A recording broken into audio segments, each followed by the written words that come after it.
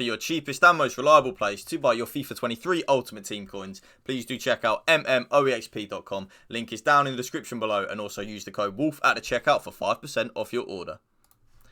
Yes then YouTube, we are back, but before we get started guys, if you want to drop a like on today's video for me, and please hit that subscribe button to my channel. I don't normally do this in terms of like begging for a subscriber, but it's like 95% of you that watch these videos aren't subbed to my channel, so it's free to do so. Hit that bottom right, subscribe to my channel, it would mean the world to me. So the title of this video is the most well-rounded, or the most, I think I'm going to title it the most balanced formation on FIFA 23. The new patch is here.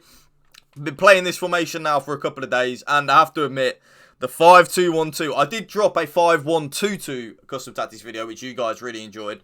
The 5-2-1-2, in my opinion, is more well-rounded and more balanced than the 5-1-2-2. I seriously think the 5-2-1-2 is the most balanced formation on FIFA 23 in terms of how defensively sound it is, and then how quickly you can get your right wing back and your left wing back bombing forward as well. So you're actually attacking with a lot more players than you realise. So, the 5-2-1-2. A lot of you guys will have probably used this, actually. I didn't realise how much of a, not common, but how many people actually do play the 5-2-1-2. It's a very well-liked formation in the FIFA community, right? So, I think the reason for that is you've got two strikers, you've got the cam, the Holy Trinity Triangle, I always call it. I don't even know if that's a real thing, but yeah, the Holy Trinity Triangle. I love having two strikers then with a cam behind it. It's why I always love a narrow formation, really. I love the little quick passes I'm able to do with that.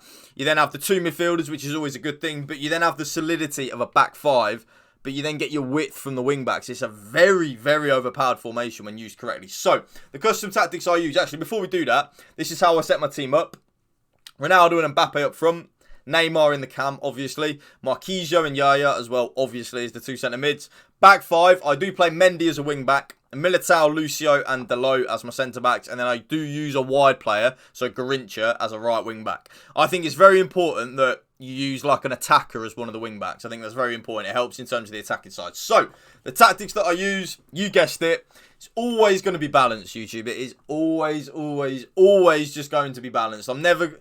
Press over the possession loss and pressure on heavy touch. They are good, like I always say, but at the same time, they just drain your stamina too much. The 5 subs this year, I thought would help, but at this moment in time, I don't think they do. I think it will help as the year goes on and we get players with better stamina. I really do think press after possession loss is going to become more and more overpowered as the year goes on, especially when Team of the Year drops. But at the moment, balance is the way to go. The width, and by the way, YouTube, these do work on both new gen and old gen. There's just one thing different that I do on old gen, which I'll tell you is actually in just a second. So, the width, I do play on 45 width, the defensive width.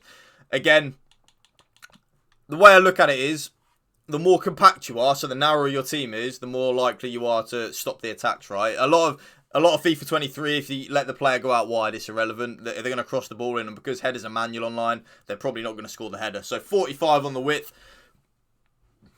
works an absolute treat. This is the only thing I would change, YouTube. Very important if you're on old gen at this point. New gen, I play 72 depth. Like I always say to you guys, it does the automatic offside trap on new gen. But if you're on old gen, I 100% recommend 55 on the depth. Remember, we are playing a back five, so we can afford to be a little bit more adventurous in terms of the defensive depth. So, old gen, 55. New gen, 72. The reason being on new gen, it does the automatic offside trap at 72 depth. And when I've played old gen, at this moment in time, it doesn't do that on old gen. So lower the depth down to 55 on old gen. Works an absolute charm. King Bob is your uncle. Happy medium G-spot. I haven't said that in a while. Build up play, of course, is going to be balanced. And like I always say in every video, tactics video I drop, long ball, though, is 100% a viable option. 100% viable option. Without any shadow of a doubt, long ball you can use. Without any doubt. But I always find balance just works best. I don't really know why. I feel like I'm in more control of my players with balance. I think that's kind of what it is. I feel like if I want to trigger someone on a run, I can trigger it with LB or L1, right? Whereas on long ball, I feel like they just bomb forward no matter what. And sometimes that's good. But at the same time, sometimes it's bad because sometimes you actually do want the player to come short and stay to feet. Do you know what I mean? So, balance is the way. And of course, YouTube, of course. Is it ever going to be anything other than direct passing at this moment in time? It's just so OP. It's just the best one. It just creates the most opportunities, direct passing. It helps your players get forward quicker. in terms of, especially in a back five with the wing backs, it helps them bomb on a lot quicker, helps the forwards running behind a lot more, helps the cam just get forward more. It just helps massively with the attacking side of the game. And with a 5-2-1-2, at the end of the day, it is a 5-back formation. So you do want to have as many attacking options as you possibly can in it, right? So yeah, the width, 52. No real method to it. I don't mind 50 width, but I literally just wanted my right wing back and my left wing back just to be that ever so slightly wider than the default setting. Does it even make a difference on 52? Probably not. It probably doesn't even make any difference. But in my head, it makes a difference. And when it's in my head, then in my head it means it works, right? So 52 on the width. Players in the box, you guessed it, 7. It's never going to be anything other than 7. No real, like I always say, no real method to the madness with the players in the box. Just the more players in the box, more likely you are to score a goal, right? That's just the way I look at it. And of course, if you're going to take anything from the video, YouTube, lower your corners and free kicks down from 3 and 3 to 2 and 2. So, player instructions. This is where it does get interesting, okay? You're going to want to have stay central on both of your strikers, okay? Stay central and getting behind on both the strikers, okay? I feel like on this latest patch, they've now fixed the getting behind. Getting behind on your strikers now does actually make your strikers getting behind. Previously, before this new patch dropped, I didn't think it actually made them getting behind. I thought it made them stand still. But at this moment now, it does make them getting behind. So both my strikers on stay central and getting behind. Very important. My cam is then on stay forward and getting to the box for cross. Very important, in my opinion, YouTube, that you have the cam on getting to the box for cross. It'll help out with the attacking side of the game. Remember, like I just said to you a minute ago, it is a back five, so we're going to need as much help as we can going forward. You know what I mean? So definitely definitely have the cam on getting to the box.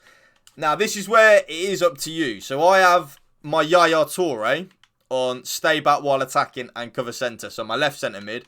I then have my right centre mid just on cover centre. So my right centre mid, my Marquisio, can get forward if he wants to, but if your left centre mid's more attacking than your right centre mid, it's fine. Just as long as one of your midfielders is on stay back and the other's on balanced attack, you're fine. Because you then have that, like, I don't know what word I'm looking for.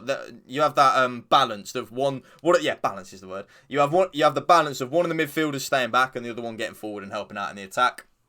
Wing backs in a 5-back, you can probably guess, YouTube. Join the attack and overlap. Overlap is very important when you use this, by the way, because it means that the wing backs won't get in the way of the midfielder, basically. It means that the wing backs will stay wide, which is what you need, because you've already got the 2 strikers and the cam. You don't really need the wing backs to be coming in field. You want the wing backs to be as wide as they can. All 3 centre backs are just on stay back while attacking. That's what I use. And then in goal, Donnarumma comes for crosses and sweeper keeper. And that right there, YouTube, is the most balanced formation, in my opinion, on FIFA 23. If you did enjoy this video, please, please, please make sure to drop a like on it. Please hit that subscribe button to my channel. Again, most of you that watch this video won't be subbed. It's free to do so. Bottom right corner, change it. Thank you for watching, guys. Remember, spread the love and positivity. PMA, positive mental attitude. Peace out. One love.